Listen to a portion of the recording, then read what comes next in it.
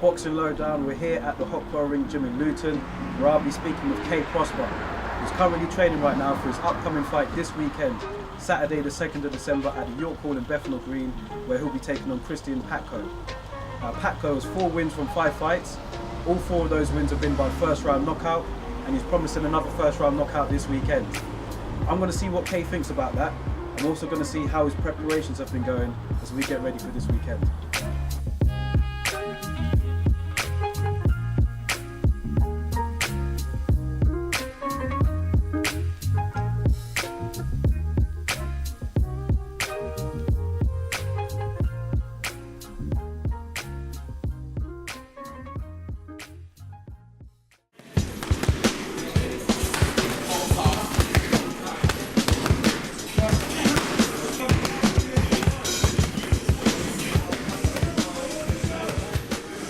So I started boxing about 10 years ago now.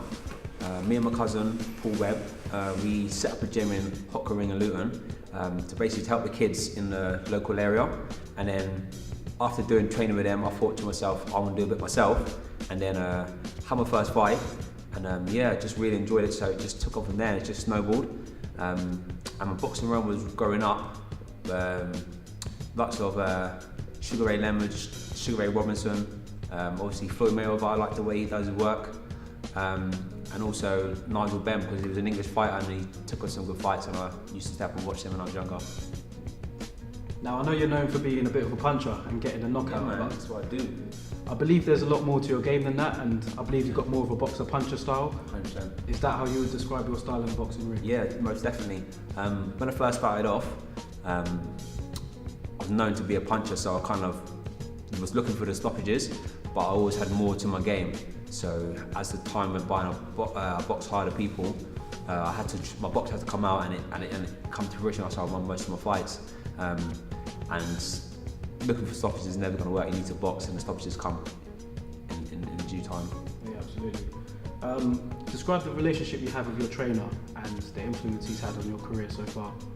Well, to be honest, I've trained now, so I'm back with my cousin who's Paul Webb. He was my amateur coach, and basically I've come back to him because it feels like it's just right. It's like his family. He built me up as a fighter, and now me and him are going to push on. And so much love there, and he supports me in so many more ways than just boxing. So it helps me a lot.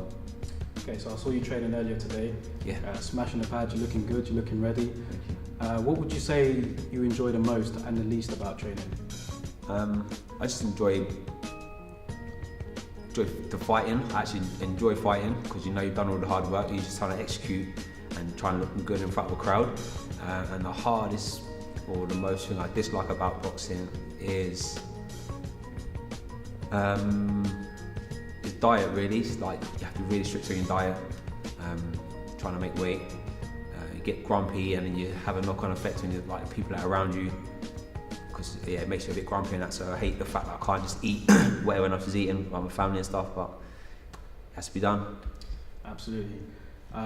So we're less than a week to go now until you're back in the ring. Yeah. You're fighting Kristian Patko. Yeah. I believe he's got 4 wins, and 4 wins out of 5 with 4 knockouts. Yeah, 4 first round knockouts. How's the training camp been going for this fight? Well, we've been mixing it with sparring with people that are similar to his style, people that want to come forward and try and load up with their shots and throw big shots. And we just come up with a game plan to capitalise on his flaws that we've seen. He's not very experienced, so I'm thinking that's going to tell. But I do know that he can punch. I'm respecting his punching power, but I've got my own punching power. Plus, I can box. And he can't box to my level, so we're going to use that on the night. Well, I've seen some of the press releases he's come out with, and he's been quite dismissive, saying he's going to knock you out in the first round and how he's going to end your career. That's the shocking thing. Does that trash talk get to you at all, or is it just something that you just ignore? Or how do you feel when you hear him say this sort of thing? Just fuel for the fire for me. It's like that's what I want. I want people that are actually coming to take my head off and try and beat me, because I know then I can't cut any corners. I've got to do my long runs. I've got to do my sprints. I've got to be strict on my diet. Otherwise, they might do what they say they're going to do, and it's not about that. So it makes me train harder and makes me more focused and more determined to do the job on the night. Have you seen much footage of him at all, or is it literally just a few YouTube clips? I think everyone's seen the same footage that I've seen, really. Like, he's got a few fights on YouTube where he's been bowling people over. But these people that he's been knocking out, not on my level, not on my standard. They haven't been where I've been. They haven't done what I've done, and don't want it like I want it. So he ain't gonna do what he says he's gonna do. Now, I know you had a hand injury last year. Yeah. In your fight with Rakeem Noble. Yeah. How's the hand holding up now? Are you still suffering the same injury, or has it been pretty much okay for this camp? It's been good. I still feel it. Don't get me wrong. I still feel it. I don't know how long. I might be like all the time, but it's not to a point where it's detrimental. I can still throw my punches as I want, and it gets a little bit achy, but nothing that holds me back or sets me back. And obviously in that fight, it went early in the fight, and I still fought through it. So even if it goes again, I've still knuckled down, and I've learned something in that fight, how to adapt if I have to fight with one hand. Now, Steve Goodwin said in a press release that lose this fight and there could be the potential for retirement. Yeah. How do you deal with that sort of pressure? Is that true, first of all, or is that just something that he said to help build the fight, or is it something you're contemplating, or is it not anything you're even thinking about right now? Me and Steve, we talk a lot. He's a good guy, and we both sat down and say we want to go and win major honours and fight at the highest level. And if I can't beat the likes of Kristian Patko, maybe it's something you have to look at. Obviously, if things go wrong on the night and something happens, I slip and break my leg, then that's something that obviously I lost, but there's a major reason for that. If he outboxes me, or if he lands big shots and he stops me, then I personally would look at myself as a fighter.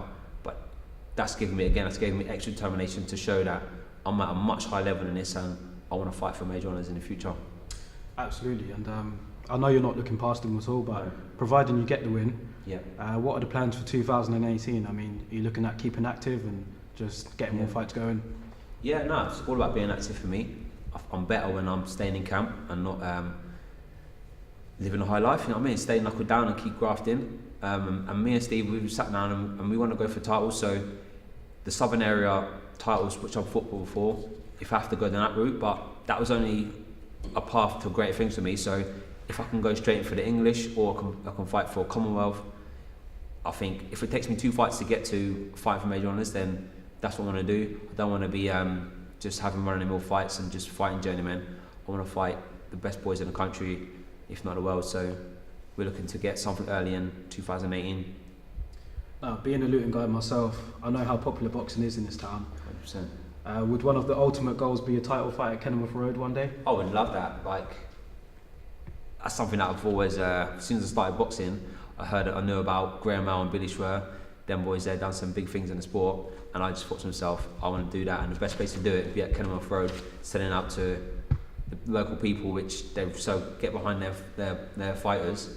And there's also other copper fighters in Luton that can make it a massive event. So I don't think I'd have to fight someone from Luton, but I think we could really set out a massive show and do something big. But I think I need that title for it to happen, so that's something that I'm really going for. Okay, thank you for speaking to Boxing Lowdown, and good luck for this weekend. Awesome stuff. Can you tell the viewers where they can follow you? Yeah, check me out. K_Prosper1 on Twitter, K Prosper on Facebook, and K_Prosper on Instagram. Check me out, I'm doing big things.